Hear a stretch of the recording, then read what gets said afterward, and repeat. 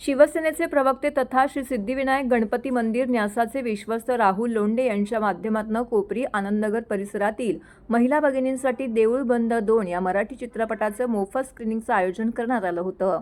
ठाण्यातील विव्याना मॉल येथे हा विशेष शो पार पडला। या कार्यक्रमाला देऊळ बंदचे चित्रपटाचे कलाकार, निर्माते आणि दिग्दर्शक देखील उपस्थित होते। यामध्ये ज्येष्ठ अभिनेते मोहन जोशी, दिग्दर्शक प्रवीण तरडे, अभिनेत्री स्नेहल तरडे, निर्माते कैलास वाणी तसेच देवेंद्र गायकवाड, अतुल कुडाळे आणि इतर कलाकारांचा समावेश होता। चित्रपटाला प्रेक्षकांकडून मोठा प्रतिसाद मिळत असून 2 आठवड्यातच चित्रपटाने 60 कोटी रुपयांचा टप्पा गाठल्याबद्दल दिग्दर्शक प्रवीण तरडे यांनी उपस्थित प्रेक्षकांचे मनपूर्वक आभार मानले। यावेळी त्यांनी प्रेक्षकांशी मनमोकळा संवाद साधत चित्रपटाच्या यशामागील अनुभवही शेअर केलेत। स्वामींची प्रभावी भूमिका साकारणारे अभिनेते मोहन जोशी यांना भेटताच अनेक प्रेक्षक भावुक झाल्याचे चित्र पाहायला मिळालं। कलाकारांशी प्रत्यक्ष भेट आणि संवाद साधण्याची संधी मिळाल्याने उपस्थित महिलांमध्ये विशेष उत्साहाचं वातावरण होतं। यावेळी राहुल लोंढे यांनी सामाजिक बांधिलकी जपत एका गरजू शेतकऱ्याला दत्तक घेण्याची घोषणा केली आहे। तसेच त्यांच्या वतीने त्या शेतकऱ्याला 1 लाख रुपयांची आर्थिक मदत देण्यात असल्याचं त्यांनी जाहीर केले। सांस्कृतिक उपक्रमासोबतच सामाजिक उत्तरदायित्व जपणाऱ्या उपक्रमांचे उपस्थितांनी कौतुक केले। ठाणेकरांनी ज्या पद्धतीनं रिसीव्ह केला पिक्चर अतिशय सुंदर, असाच प्रत्येक कलाकारावर असू द्या एवढी माझी इच्छा आहे। धन्यवाद। त्याची उत्सुकता प्रत्येकाला लागलेली आहे। नाही, त्याला वेळ लागेल थोडा, अमेरिकेत जाणं येणं बराच प्रॉब्लेम आहे। पण आपणही भेटताय स्वामींच्या रूपात, प्रत्येक भावुक होतोय। येस, कसं बघता त्याकडे? हो, ते एक मुलगी फार रडत होती। शांत झाली। थँक्यू। हा शो हा फक्त एक एंटरटेनमेंट नाही किंवा मनोरंजन नाही आहे। हा चित्रपट, त्या चित्रपटामधून शेतकऱ्याची व्यथा आणि स्वामींची कथा असं एक परिपूर्ण जे मिश्रण आपल्याला चित्रपटात पाहिजे, किंवा महाराष्ट्रामध्ये गेल्या 50 वर्षात, 40 वर्षात, 30 वर्षात मला आठवतं आहे की 1982 साली महाराष्ट्रात पहिली आत्महत्या बाबासाहेब करपे या शेतकऱ्यांनी केली होती आणि त्यानंतर ही साखळी वाढत राहिलेली आहे।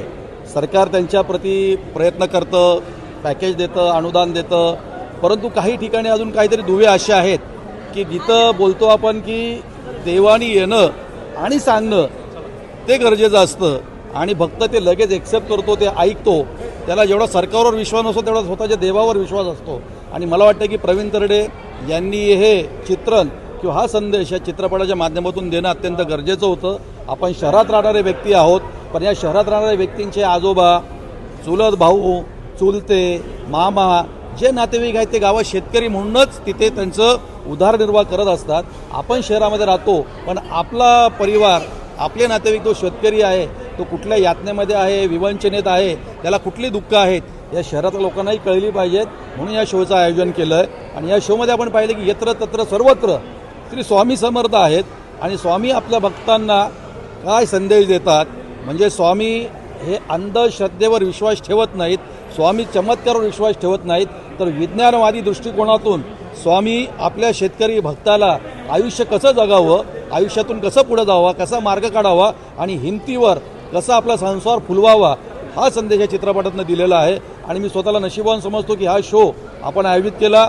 मगाशी आम्हाला मी प्रवीणजींचे आभार मानेल, स्नेहलजींचे मानेल, दया आहे, पिठे सगळ्यांचे मानेल, पण मनामध्ये एक रुकरुक होती की मला दुपारी कळलं की ज्यांनी खऱ्या अर्थानं स्वामी समर्थ जिवंत केले, ज्यांच्या रूपात आज स्वामींना पाहिलं जातं, ते आदरणीय मोहन जोशी साहेब येणार नाहीत असं सुरुवातीला सांगितलं। परंतु मी माझ्या अनाऊन्समध्ये मी घोषणा केली की स्वामी सहजासहजी लवकर कोणाला भेटत नाही, तुम्ही मनापासून प्रयत्न करा, तुम्हाला भेटेल आणि 10 मिनिटात तुमचा निरोप आला आणि तुम्ही येताय। म्हणजे तिथं असलेल्या महिला भगिनींनी कदाचित प्रार्थना केली असेल, अरे आम्ही ज्यांच्यासाठी आलो तेच कलाकार नाहीत, स्वामी येत का नाहीत, आणि तुमचा फोन आला, तुम्ही येताय। मी तुमचे आदरणीय मोहन जोशी साहेबांचे अर्थात स्वामी समर्थांचेही मनापासून आभार व्यक्त करतो। आणि मी स्वतः आपण शहरामध्ये 10 जण 15 जण जेवायला गेलो हॉटेलमध्ये, ते सहज 15-20 हजारचं बिल होतं, हॉटेलचं बिल होतं, वेटरची टीप होते, परंतु तेवढा पैसाही शेतकऱ्याला पुरेसा असतो आपल्या शेतीची बी बियाणं घेण्यासाठी, खत घेण्यासाठी। म्हणून मी व्यक्तिगत माझ्यातर्फे महाराष्ट्रातला एक मी शेतकरी घेईल ज्याला खऱ्या अर्थानं शेतासाठी बियाणं खतांची गरज आहे पण त्याच्याकडे पैसा नाही, त्याला मी सर 1 लाख रुपये माझ्या माध्यमातून ते देणार आहे। आणि त्याची जी विवंचना आहे, मला त्याच्याकडनं रिफंड काही नको, मी बँकवाला नाही, मी सावकार नाही, फक्त मी दिलेल्या दानातनं त्यांनी ते दाणे फुलवावेत आणि त्यातला एक दाना फक्त त्यांनी मला दिला तरी मी समाधानी राहील.